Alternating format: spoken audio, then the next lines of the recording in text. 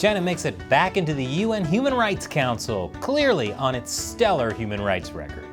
A man crashes a car into a Chinese consulate, and police have no idea why.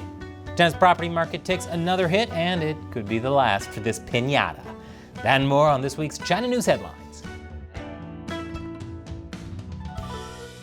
Welcome to China Uncensored. I'm Chris Chappell. This episode is sponsored by Incogni. Now, you probably know that companies are collecting your personal data, but you may not realize just how many. Dozens, maybe hundreds, most of which you've never heard of, and you have no idea what they're doing with it. Incogni helps stop them. I'll explain more at the end. So one way China can get your data is through hacking, but there's another way. Bribes. A member of the U.S. Navy based in California pled guilty this week to taking bribes from China in exchange for sensitive military information. 26-year-old petty officer Wang Heng Jiao was arrested in August after being paid almost $15,000. That was supposedly for sending his Chinese handler plans for U.S. military exercises in the Indo-Pacific region, operational orders and electrical diagrams, and blueprints for a radar system on a U.S. military base in Okinawa, Japan. Now, $15,000 is a good chunk of change, but now that he's facing up to 20 years behind bars, he's probably thinking his freedom was worth a little more than that. And speaking of freedom, China just released an Australian journalist 3 years after her arrest. Cheng Lei was a business anchor for Chinese state-run CGTN when she was arrested in 2020. China claimed she served out a 2-year and 11-month sentence for the crime of providing state secrets to foreign countries. But China scholars and legal experts say that sentence is way too light for that kind of crime. More likely, she was taken as a hostage when relations with Australia were at their lowest. Former Australian Prime Minister Scott Morrison had called for an investigation into the origins of COVID several months before her arrest. At the time, my favorite Chinese state-run media, the Global Times, said this would damage China-Australia relations beyond repair.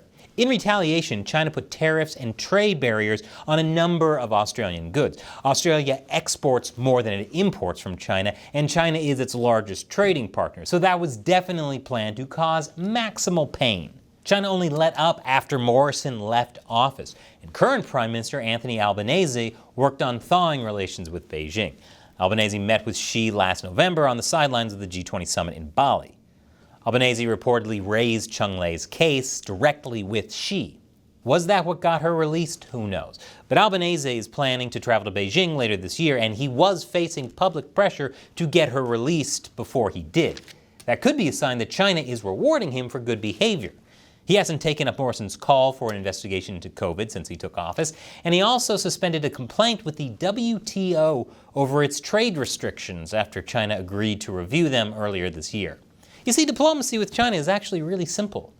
You do what China wants and you get that sweet, sweet Chinese money. You go against China and it arrests your citizens, targets your exports, and places you on a diplomatic blacklist. You know, some people say China is a big black box, but I actually think China is a totally open book. And speaking of political arrests and arbitrary detentions, China made it back onto the UN Human Rights Council again. It joined Cuba, another beacon of freedom and justice, which just proves that at the UN, every day is opposite day. For some reason, though, Russia didn't make it back into the council this time. Strange. I thought with all the war crimes it committed in Ukraine, Russia would be a total shoo-in. China even got 15 more votes than it did during the last election, which means it's definitely upped its human rights credentials. At the last vote in 2020, China had just violently taken over Hong Kong. I guess detaining journalists burnished its credentials this year. Actually, China would have pretty much gotten the spot no matter what. The Asia-Pacific region had 4 seats up for election this year, and there were 4 countries in the race. Of those 4 countries, China got the least number of votes. And after the break, more bad news for China's economy. Welcome back. But before I continue, are you a professional video editor with a good grasp of Photoshop and After Effects who loves gaming? Then I have an exciting opportunity for you. I'm looking for a video editor for my new show, Deep Thoughts While Gaming. You can see it over at my new channel, Gamers Unbeaten. If you're interested, send a resume, CV, and portfolio with some samples of your work to gamersunbeaten@gmail.com. But hurry, applications close October 31st. So if you're watching this in the future past that date, what are you doing? Go over to Gamers Unbeaten and watch all the great Deep Thoughts While Gaming.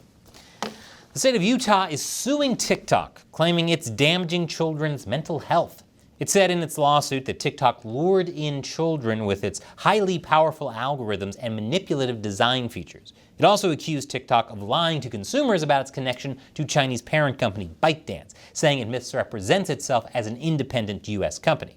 You know, I was going to say this could go a long way in saving American attention spans, but... Oh, sorry, what was I saying? Things are not looking good for China's housing market right now. Country Garden, which is one of China's biggest housing developers, failed to meet a $60 million payment deadline.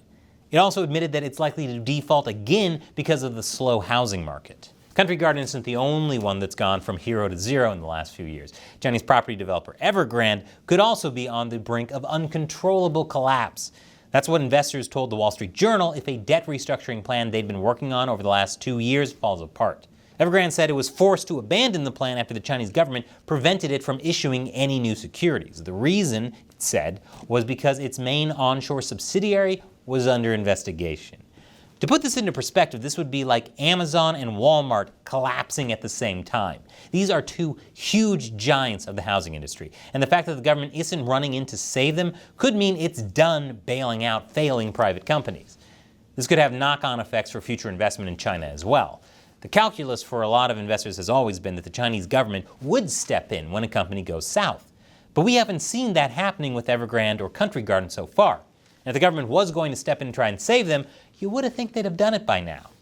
If Evergrande can't convince regulators to let it issue securities, investors say they will support a petition to liquidate the company at a court hearing later this month. And speaking of crashing and burning, a man crashed a car into the Chinese consulate in San Francisco this week. The man drove straight into the lobby of the consulate before being fatally shot by police.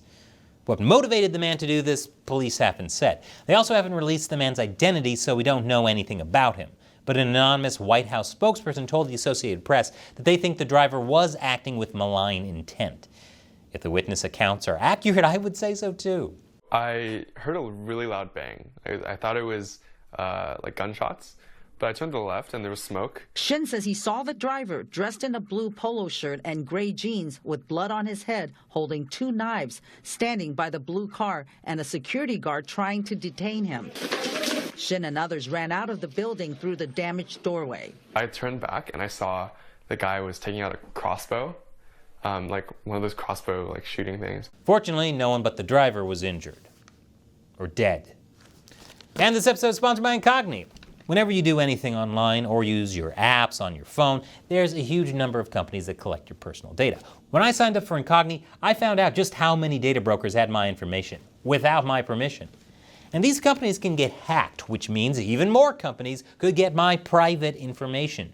For example, thousands of WordPress sites have been hacked through a plugin vulnerability since at least 2017. And WordPress is one of the top website builders on the market. This just goes to show that even the biggest companies can be compromised. So what can you do?